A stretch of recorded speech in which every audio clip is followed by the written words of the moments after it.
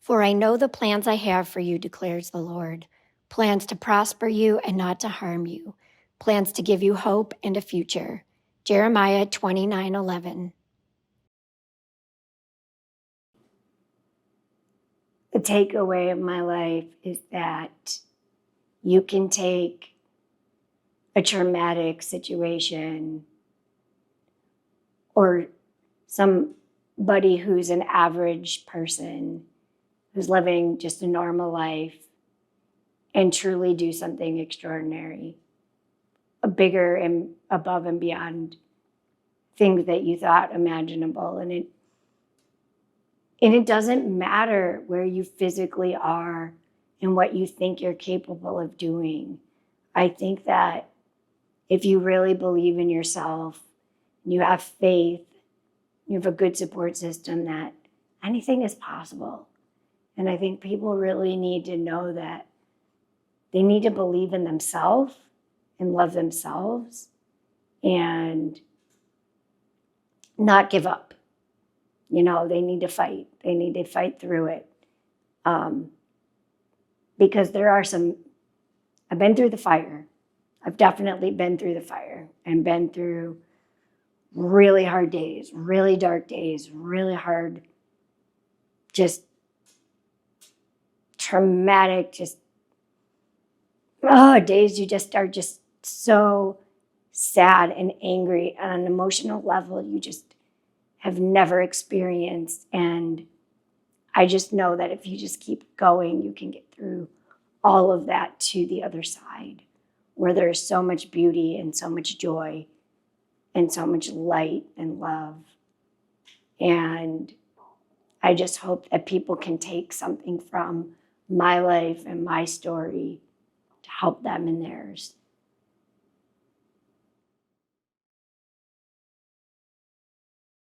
Natalie, as a child, as a baby, she was a little bit different than your normal baby in that she was always very tiny. And that always gave her a little bit more attention. So going off to kindergarten, that got her a lot of attention because she was like the smallest one in school. She talked a lot. It separated her where she found out things to say, but everybody told her to be quiet. And I didn't know where to put her because you're touching me, so whatever, so go sit over here and then follow you over here. And, I mean, but it was for your chins. Because we are close in age and we're both girls, we fought a lot until we got kind of about 16, her 18, we're 2 years apart, where we became more friends. But growing up, we did get along, but we bickered. You know, she was a friend. She was an enemy at times, but we loved each other. Natalie loved to play Barbies. I was not a Barbie fan, but Natalie liked to play Barbies. We played the Easy Bake Oven. We both enjoyed that. And just hanging out with our friends, riding bikes, playing with chalk on the driveway. Little girl things, typical things. I don't think I was the bossy one. Could be her.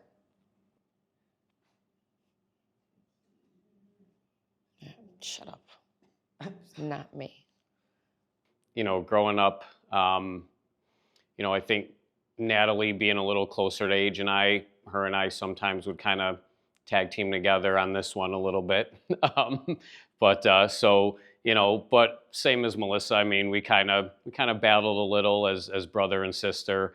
But as we got older, you know, her and I became really good friends and we'd hang out together, go out together. So it was nice. Natalie used to babysit me a lot. I remember her sort of taking me to hang out with her friends. I always thought that was pretty fun, you know, being a kid growing up. I remember a lot of times she would take me to the beach with her friends, and you know, it was always kind of cool being able to hang out with her and her friends and getting to tag along. And when she was about 20, it was fun for me to go to the beach with her and her friends. That'll be on film. She liked cheerleading. She tried baseball for a little bit. She's not very good at that. She tried track, was not very good at that as well. And she did cheerleading, which she was very good at. I don't know. I don't know if we had like a clown per se. What do you think? I would think maybe more so Michael, because he actually Maybe did more me. of the pranks, like with Yeah. turning cars and stupid I stuff like guess. that. So he was more of the prankster. So I guess you could classify him that. Natalie, I would put more as the more perfectionist, but not a perfectionist. But she was closer to it than I think the three of us were, at Yeah. least between us three, not so much him. He's a lot younger, so he's just the oddball. I'd say now he's more the perfectionist. Yes, now he is. But growing up, it would be her. Yeah. They were all a pain in my butt. But no, I don't think so. I think they kind of hit the nail on the head with, where everybody was. It was always kind of funny to see what kind of pranks or jokes or something that Mike would come up with. And the two of us, me being a lot younger and a lot smaller, just I think it was a lot of fun for him too to kind of beat up on me, and it was fun for me to be able to beat up on somebody older. Yeah, I think we were pretty close. And as we got older, I think our relationship grew and we got even closer. Started hanging out more together as friends. She had resilience as a child. Again, she was always on the very small side. And so she was that center of attention, if you will. So not only was she a center of attention, but it also drew more attention to her. And so she had to, maybe go that little bit extra just to overcome some of that, to, be determined to say, well, I can do it too. And I think that just followed her through everything that she did.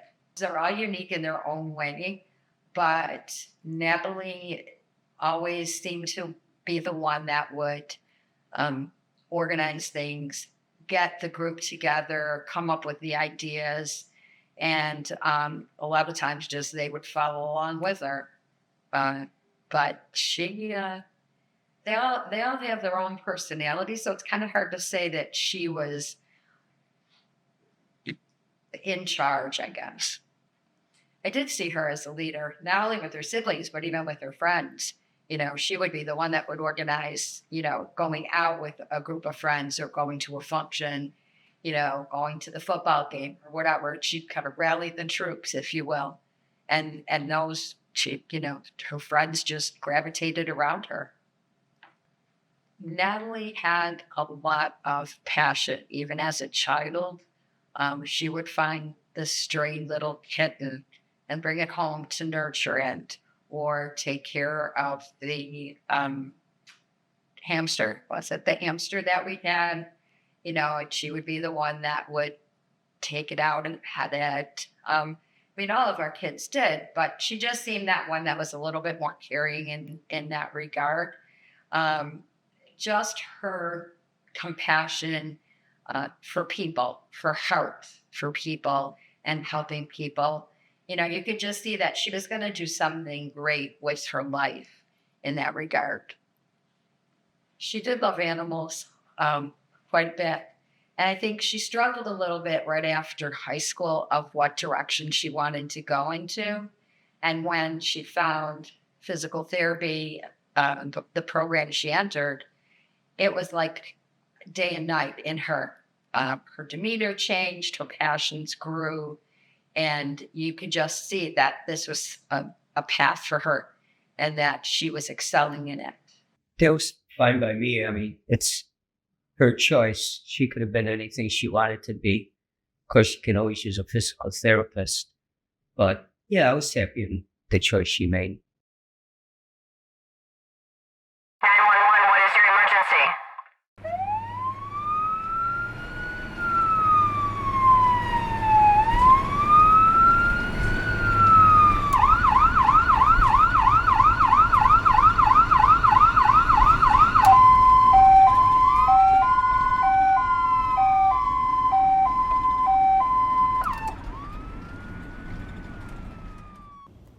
Trust in the Lord with all your heart and lean not on your own understanding. In all your ways acknowledge him, and he will direct your paths. Proverbs 3:5. So the day of the accident, I was actually on the phone with Natalie, and we were going to be for lunch with my grandson and my other daughter. And she was telling me, don't be late, because she only got an hour for lunch. And we hung up the phone, and about 10 minutes later, it rang, and it was someone from her work. And they said there was an accident. It's not life-threatening. They're taking her to ECMC.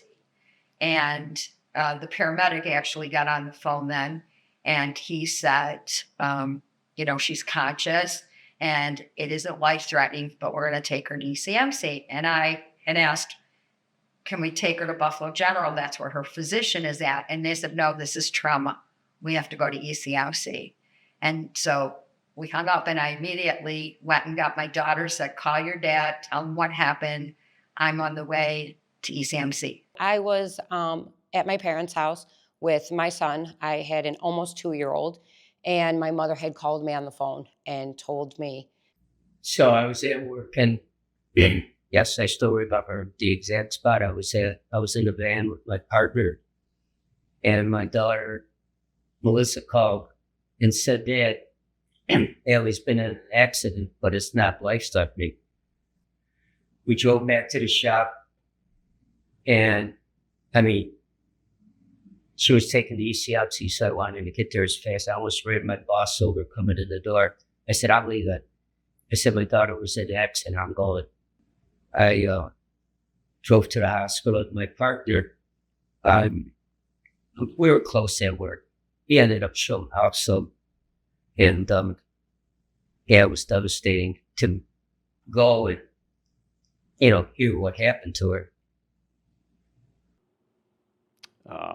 I remember where I was working at Shanghai Reds, and I remember having my phone in our locker, and they got a hold of me on the restaurant phone. When I went and grabbed my cell phone, I think I had like 19 or 20 missed phone calls, text messages. So when I took that phone call in the restaurant, I sort of beelined it right out of there afterwards. And immediately I called my son's other grandmother and told her and dropped him off right away and went right to the hospital. I honestly don't really remember that much. I think I was at home, and I don't know that anybody really told me flat out what had happened right away. I'm sure they didn't want to break the news that hard to I think I was 13 at the time.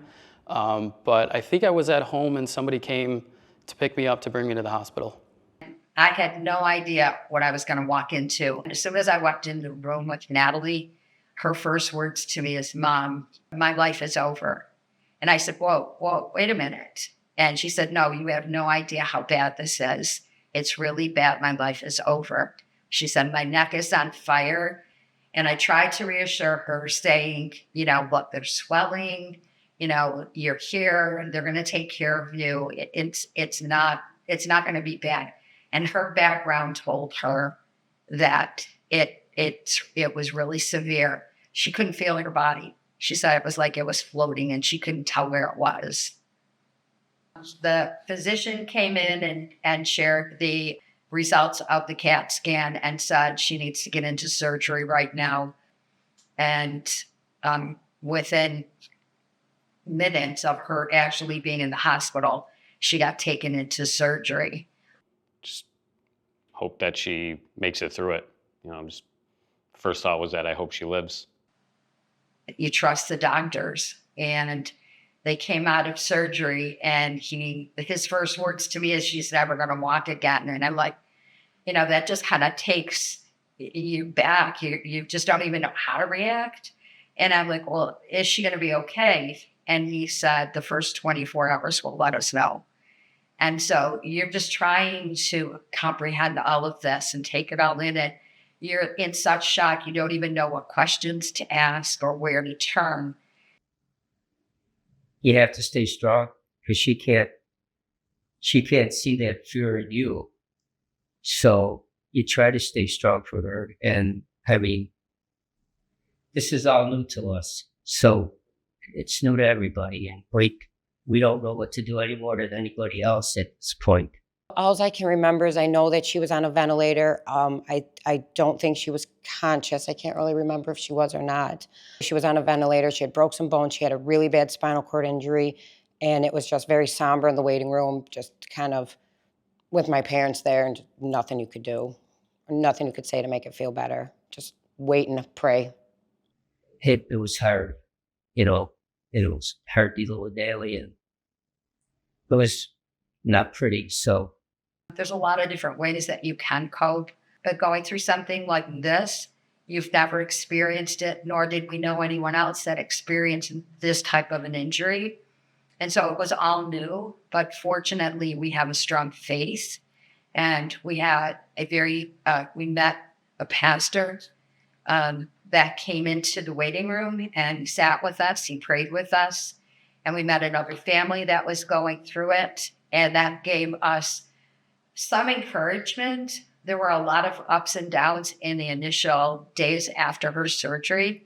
So, one day things were looking really positive, and then the next day there would be challenges that were she was facing. And so having that faith to get through that and having another family that was going through the same thing certainly helped us in those days right after. I definitely remember being at the hospital. I remember, my family being there, and it was just a really upsetting time. I remember a lot of people crying there, and everything was so uncertain. We didn't really know what was going to happen and what things meant for Natalie at the time.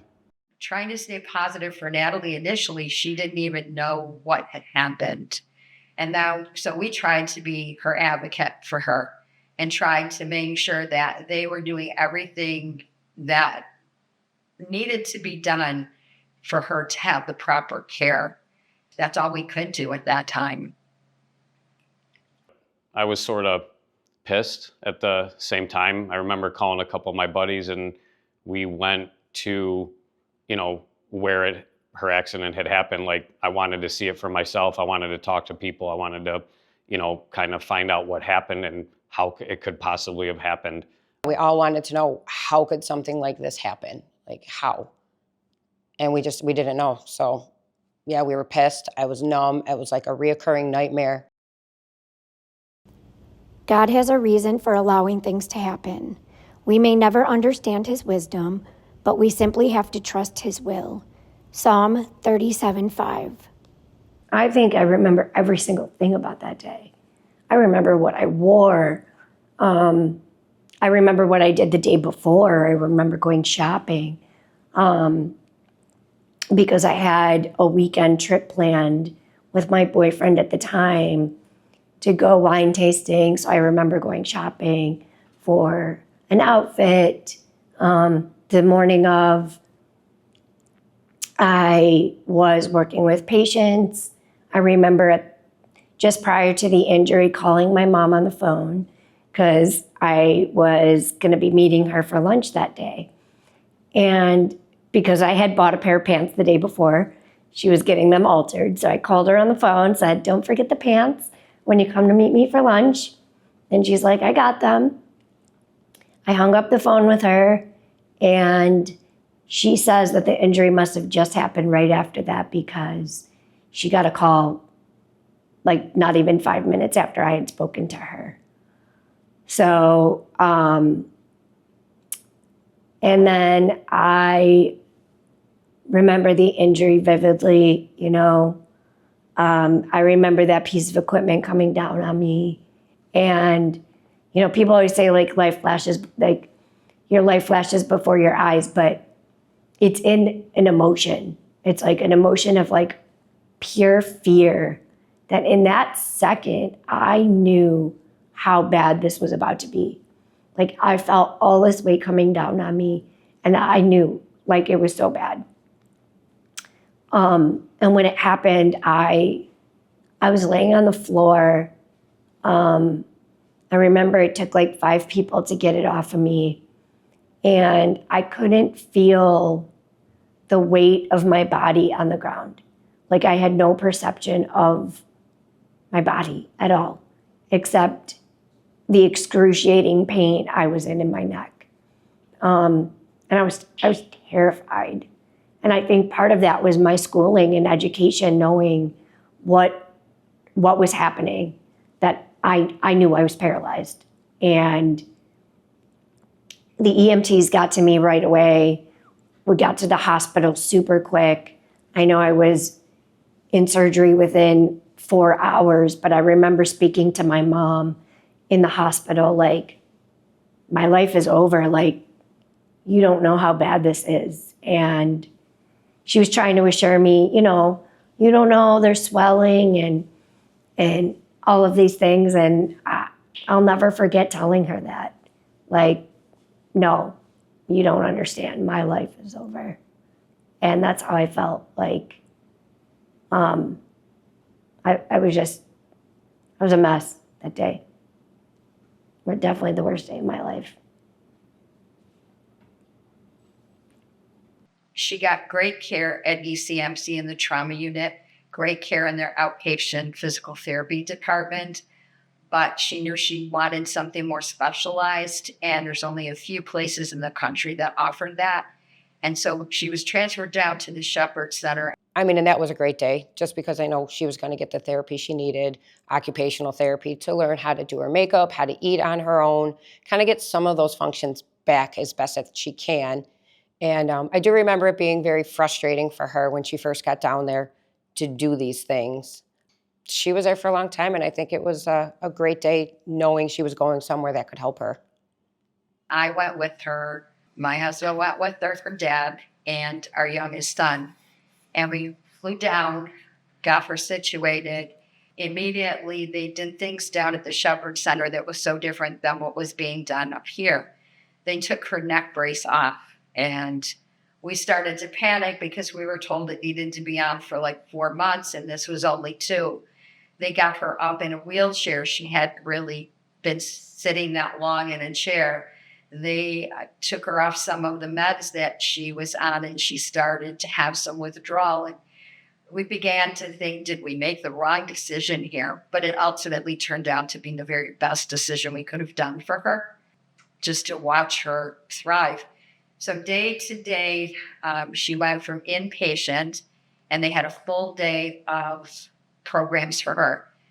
She would get up, we would have breakfast, go down to therapy. She would do therapy all morning. She would have lunch. After lunch, she would go back to therapy and have a full day, a full afternoon. And then we would go back to her room. It was so well set up that they had an apartment for the parent, the caregiver. And so at the end of the evening, I would go back to the apartment. But they had her room set up that she had kind of a speed dial to call me on her phone if she needed anything, or to call for a nurse.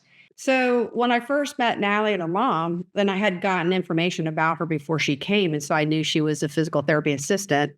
I later found out she had become a massage therapist. But anyway, my first impression is that they were from Buffalo, and they had a thick Buffalo accent, which was really different than the South. And they were, no holds barred kind of people. Like, they said it like it was. And that was really good for me, because that's kind of who I was. But anyway, so when we started, her injury level was around a C4 level, where you'd only have some weak shoulder movements and weak biceps, but no use of your fingers or wrists. And so the functional prognosis for that is pretty dim, because you really have to have all your care done for you, and you're going to have to be in a power wheelchair. But Natalie wasn't having any of that, that's for sure. Her rehab process at Shepherd was tough, because she was very limited, and she knew about the stuff, like being a therapist herself. And so, but she kept on working and kind of battling through the pain. And one thing that was really important to her was her makeup. She was a really uber fit person before she got injured, and very stylish. And so we got started on working on her apply her own makeup. And she's somewhat of a perfectionist. And so if people put on her makeup, it really wasn't the way she wanted it. So she worked really hard in learning how to apply her own makeup, and ended up being kind of a master at that. Like, I wish I could put makeup on like that. We ended up being on a cover of a rehab magazine where she was applying her makeup. And that was a pretty proud moment. The other thing too is that it was very difficult, like emotionally, to be that physically incapacitated is difficult when we're a fiercely independent person, so fit. Like, she used to run, and you should see pictures of her. She was like really buff. And there was a lot of adjustments psychologically. It was really tough. And there were some really bad days and up days, but her parents were there the whole time with her, and were so supportive, even in the darkest of times. But the thing that I kept on telling them was, If I feed you a fish, I feed you for a day, but if I teach you how to fish, I teach you for a lifetime. So I want you guys to become fisherwomen and learn the care, learn what you need to do, see the pitfalls and whatnot. And so they really took that to heart. So she was diligent and working and trying to squeeze every last ounce of what she could recover. And she did amazing. She ended up, going through various programs at Shepherd and went into Beyond Therapy, which is a kind of boot camp of therapy. It's a beyond outpatient. Natalie is the type of person who, didn't want to sit back, but wanted to keep on striving. And she did. She was talking about her disappointment that her area didn't have a rehab center like ours, or nobody could get care after they left the rehab center because it wasn't available. And she started talking about wanting to open a place and had a dream of doing that, which has now since become her place, the Motion Project. And I would say probably around 12 years after she was injured, I think she got much more serious and also reestablished herself back in Buffalo and started to make this become a dream. Patty means so much to me. She took me on almost as a daughter and a therapist to therapist. And I needed some tough love from a therapist, and Patty was the one to give it to me. And she's really meant a lot to me in my life. She worked really hard with me in my rehab on some of my goals, and we've gone through a lot together. I love her so much, and I feel like she will always be a special person in my life. I'm so blessed with my Patty. She was one of those therapists that are one in a million, that you're really blessed that that's your therapist to help you in your journey and give you that encouragement that you're going to get through this. This is the hardest point and you're going to get through this.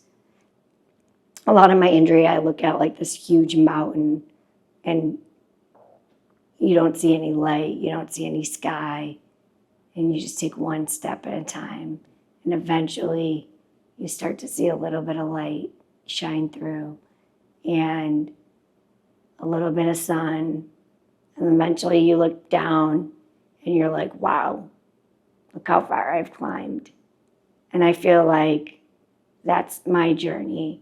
And now there's so much sun and joy and light in my life. And all that darkness it's gone, This love story that's just fabulous. And they are together meeting life and moving forward. And I just think it's wonderful. I was lucky enough to be invited and attend Natalie's wedding to Steve in Buffalo. I know. I was like focused on Steve going down the aisle, and then I see Patty, and I was like so excited because her and my mom lied to me. Yeah, I had invited her, and she said she couldn't make it, and I was really bummed. But apparently she could. So they kept that a surprise, but it was the best surprise. So I was so excited that she was able to come. It really meant a lot. And I was also really excited she got to see the center too. I am so happy that Natalie did end up creating the Motion Project because it is a world-class place. It's like every piece of equipment that Shepherd has, Natalie has, and some. And the people in that region really have a treasure in that place. And then Natalie being an advocate for someone who, went through the injury, had to spend years down in Atlanta away from home to get this type of therapy, has created this for people in her region. And she and actually her parents, like her mother, helps do peer support for other people's parents. And so they are reaching out to the community and giving back in a way that is unsurpassed. I am just really, really happy. I got to see it when I went to her wedding, and it is something else. And it was like a culmination of years because she has put her life back together, started living on her own, getting her own attendant care or assistance, starting the motion project, but then ultimately falling in love. And these two are such a great couple. And the culmination of all this, in, like I said about Natalie, she's risen up like a phoenix. And I'm grateful for people like Patty who have been there for me in some of the times that were the darkest. Yeah, so in the early, I would say the early days in the hospital were a bit of a blur. I was, pretty sedated after surgery. And as I started to come around, I don't think I really was processing it yet. I didn't cry. Aside from the day it happened, I knew what was going on, but it's almost like your emotions shut down because your body's trying to heal. But I do remember the first day that I did cry. It was about 3 weeks after the injury, and it was like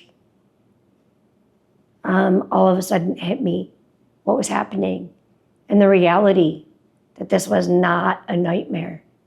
And the floodgates just came open and I just lost it. That this was really happening. And I just felt like this can't be my life. I have dreams, I have plans. How is this my life? This wasn't supposed to happen to me. And you can't even wrap your mind around it. It is just so much bigger than you, and you're just living this nightmare that you just feel like you're gonna wake up from.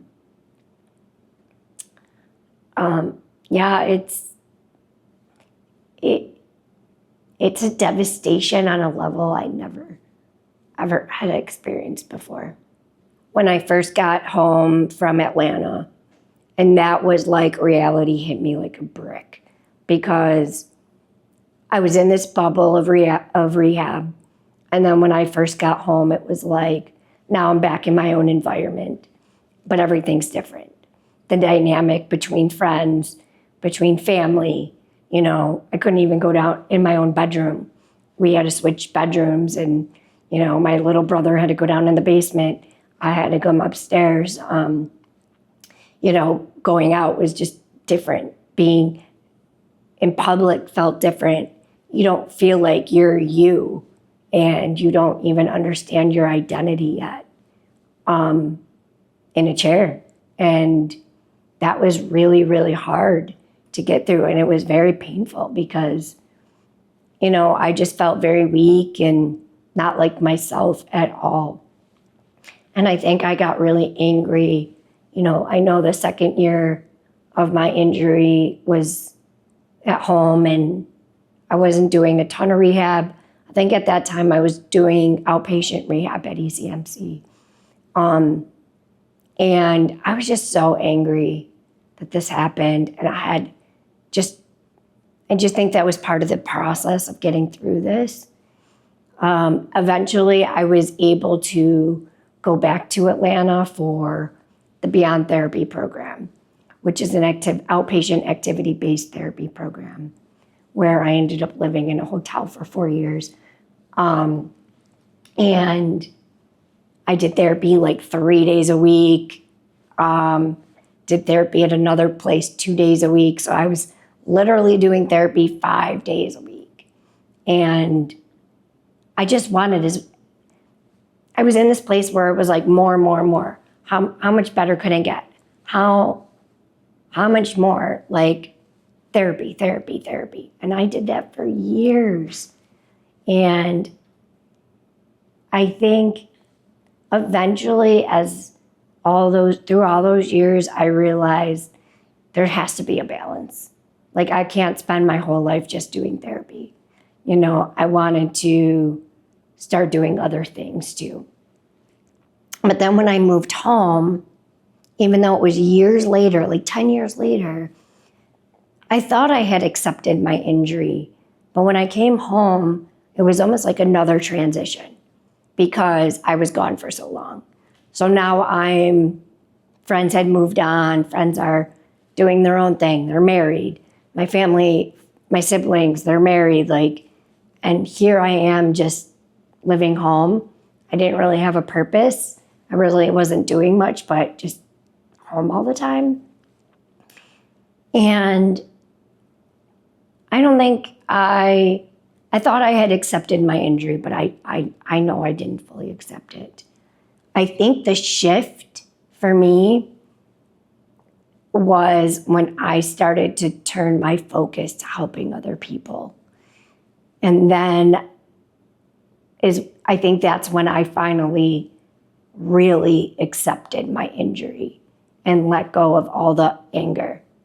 Because if you would see me out, you would see me happy or with a smile on my face. But deep down, if you knew me well, you could tell, there was some anger there. And I think that's normal.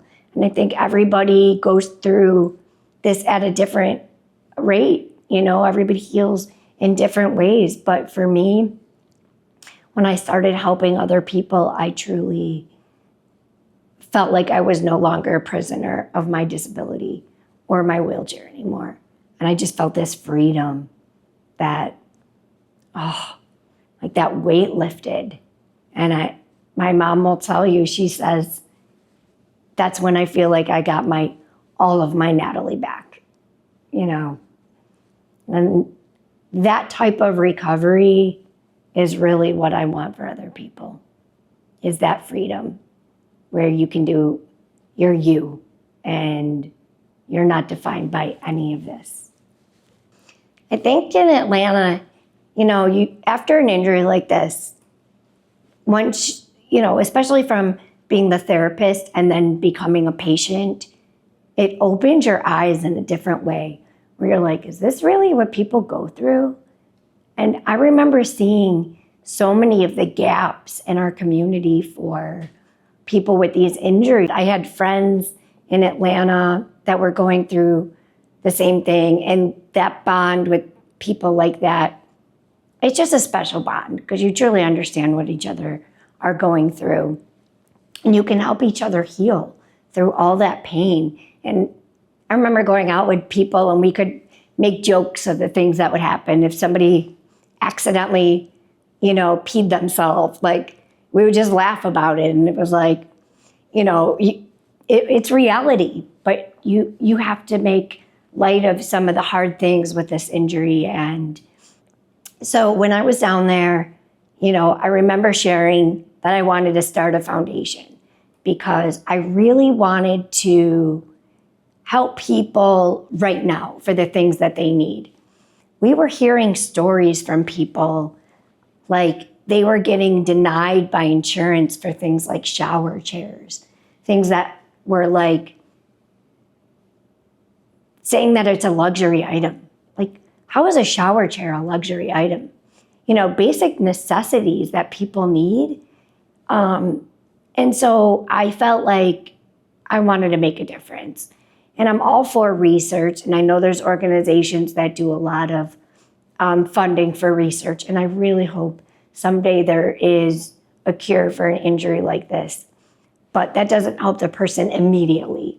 So we started Wheels with Wings in 2008. But because I was still in my rehabilitation, we didn't start fundraising until I think about 2012. And it really felt great to start giving grants to people for things like shower chairs and home modifications, vehicle modifications. But a lot of people wanted more rehab. They weren't getting enough. And the reality is the length of stay is drastically shorter. From years ago, inpatient was months. Now the national average is weeks. Outpatient used to be months. Now it's 30 days. That's the national average. How can somebody with a traumatic injury that's a catastrophic, life-changing injury get better and live a fulfilled life with that little bit of rehabilitation? So it really made me so passionate to want to start a center. And I didn't know the first thing. How am I going to start a center? But I knew it needed to be done and that people needed to be able to stay in their hometown to do it. It was hard being in Atlanta and being away from friends and family because I was so separated. And then coming back, my friends, now I miss my friends there and I don't have a close connection with my friends here. So it's really hard when you have to leave your support system just to get rehabilitation. And then you have to fight the system to get more rehabilitation, not only physically, but mentally and emotionally as well. So I really wanted to create a center to provide all those services. So eventually I changed the name from Wheels with Wings to Motion Project because I felt like I loved Wheels with Wings, but Motion Project, I came up with that name because it encapsulates everything. The motion of our life, the motion of our journey, the motion of our body. We're always moving and we're always moving in a direction. And recovery isn't linear. Our logo has circles because, we're always moving, and like I said, it's not this linear, you have your ups, you have your downs, and that's normal. So starting Motion Project in the center was just so much work, but just this labor of love. This just gave me so much joy to create a space where now people can have this community, this connection with other people. They can continue to work on their rehabilitation long after, insurance ends or tells them, you're done, no more for you. And they can get the mental help, the emotional help, and the education. We're now in the process of building a mental health program and other services that will help people. I want to create a space that is holistic. So we can help the caregivers, we can help family members, we can help the person going through it in so many ways. I think the hardest part was knowing where to start, to take that first step in creating something like this. I had hired a consulting company early on to help, and then eventually just went off on my own. And my mom and I decided we're going to do this. And she's been beside me this entire time. And, I have such a great support system with my family that they've all just been able to help me. And I've surrounded myself with an amazing board of directors and some incredible people in the community that have all just really supported me to make this a reality. And I'm so blessed for that because I think to truly create something special, you need a village, you need a team.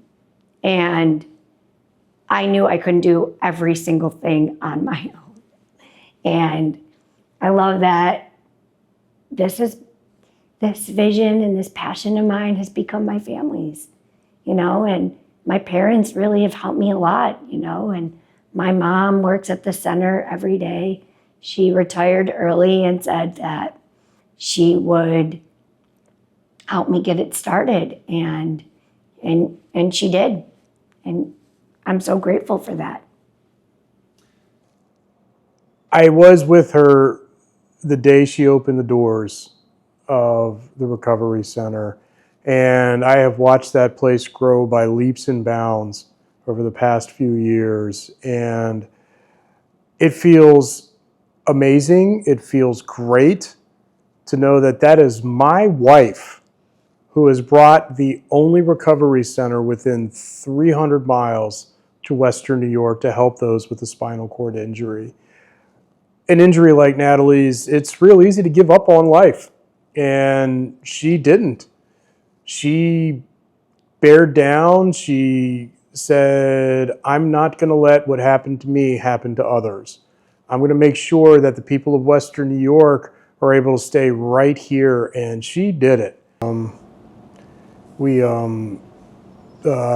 of us are really gamers, but here we were playing a game. It was kind of like a blackjack kind of game, and there was a chat room in there, and we were friends at first. I was coming out of a marriage and was certainly not looking to get into a relationship, but as things progressed, our relationship did. Yeah, I was a moderator on this game chat, which was really ironic, especially not moderating or not being a gamer. And one of the biggest rules was that it wasn't a dating site. And, you know, we just started chatting and, you know, became friends, became close. And over time, you know, months of talking and just getting to know each other online, we finally met in person and just had such an amazing connection. I actually really liked that we got to get to know each other online first, because you kind of take the physical component out of it, so you really get to know somebody. You know, for me, I was really scared because as I started to get to know him and like him, I knew at some point I was going to have to share my injury with him and disability, and that was terrifying because I did not know how somebody was going to react. And in the past with dating, I knew it could go one of two ways. Somebody was either going to be accepting and say it's okay, I still want to meet, or they were going to just completely reject you. And because I really liked him, I was so nervous, and I remember telling him, there's something I need to tell you, and I told him by just sending him a picture of me in the chair. And his response was, and? Question mark. And I'll let him share why he said that and was so okay with it. Yeah, my father had muscular dystrophy. So he was in a wheelchair for a good part of his adult life. So being around somebody with a disability in a wheelchair was nothing new to me. So it was just another, you know, day at the ball game, if you will. So I had no problems with it. I was used to it.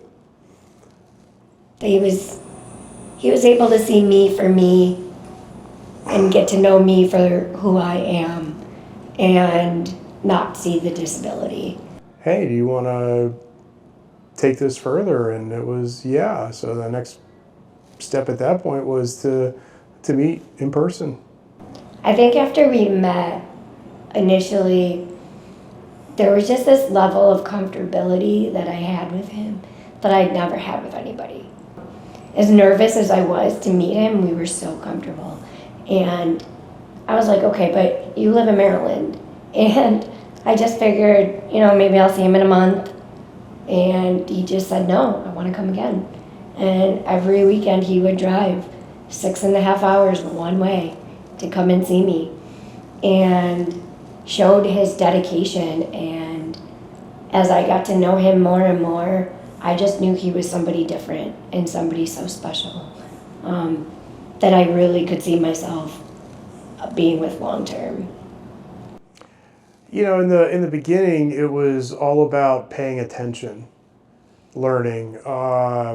You know, again, with my father, there was, you know, a lot that I had to do for him above and beyond what somebody who's able-bodied needs, but I wanted to be a part of it. It's, you know, learning to curl her hair, learning what eyeliner is, learning what a pencil is, learning what eyeshadow is, and what brush to hand. And I wanted to learn it all because if my future was going to be with her long term, it was something I needed to do. And it's something that I wanted to do, and it's something that I enjoy doing. I do. teach him how to curl my hair and hand me different brushes so I could do my makeup. But I was really scared to let him in to my whole world because I kept feeling like, is there going to be a moment where it's just too much? Where he's going to say, you know, okay, I can do this, but I can't do that. Or it's just I was just scared, you know. It is a lot, and I know I do need a lot of help. And you don't know if somebody's going to be able to do all of that for you. And long term, it's one thing to say, okay, I can do it in the short term, but are you going to be able to do it forever? Because this injury, like, it's not changing. You know, this is what it is. Yeah, like the challenges, like he shared, just navigating, you know, making sure his girls were okay, and, you know, building up a relationship with them, because I wanted to get to know them, and finding the right time to do that and get to know them. And then the second part would just be, I think there's just the challenge of him getting to know all of my care so we could truly be a couple and travel without caregivers. It's an amazing feeling knowing that a man is willing to drop everything and change his entire life for you. And it made me really see how serious he was about me and how much he really did care about me and how much he did love me. And we truly are best friends. And that's not just a saying, oh, my partner is my best friend. Like, he is my best friend. I tell him everything. He tells me everything. Like, we just always want to be together. And I'm just so glad he did choose me and chose to leave and build a life here. We're both rooted in our faith, and we both believe that the good Lord had brought us together. So we had our trust in him, and it's just never felt wrong. It's always felt right. Yeah, that was just my fear a little bit. Like, you know, in 10 years, I'm not going to all of a sudden need less care or less help. And he always just gave me that reassurance that I love you so much and I love helping you and you are everything I've ever wanted, you know. And so he helped those fears go away. Our dynamic, we are goofy, we are fun, sarcastic. Let's see, we love doing everything together. We're so supportive of each other and our goals and the things that we want for each other. What was the other part? What do you think makes you guys such a strong team? We're so strong because there's nothing I feel like we can't do together. You know, I know that I can lean on you for anything and share anything that I'm going through. And you're always there to support me. If I'm upset, I'm sad. And you give me not only that shoulder to cry on, but you also help me to navigate, like, okay, if there's a problem or a situation, how do we get through this? And I always feel like I have a true partner and a backbone. And that's aside from the personalities that click and the love and, you know, all the things that we have in common. It's just, you know, I just feel like our faith and that we're rooted with God first and that we put each other above anything else is what makes us such a strong couple. I love who she is as a person. There's not a single thing I would change about her. We click so well in every way, shape, or form. When she's happy, I'm happy. When she's sad, I'm sad. It's really cheesy. It's part of what makes us a disgustingly cute hot mess. Is we will finish each other's thoughts, and we both genuinely want to help the other, and I love that about her. I love that I can call her and say, "Hey, I have a problem. Can you handle this for me?" And I know it'll get taken care of. So I love who she is as a person. I love her smile. I love the way she lights up a room. I love the way she can flip the switch from being goofy and sarcastic to being serious to going right back to being goofy and sarcastic again. I guess everything in short. The last 20 years have been hard. And it's been a journey. And it was tough seeing a lot of my friends and a lot of my family just get married, find their person, and it was something I really wanted too, and I was just scared. I was getting older. I was scared I was just not going to find that. And when I found him and he came into my life, it was like so much changed. And getting to marry this man was the best day of my life. There's just so much emotion that day. I was so happy. And knowing that I get to spend forever with him and have somebody by my side that loves and adores me to pieces and that loves me the way that I love back. We each give each other truly what the other needs with love and support and oh, wow, yeah. With man, this is impossible, but with God, all things are possible. Matthew 19:26.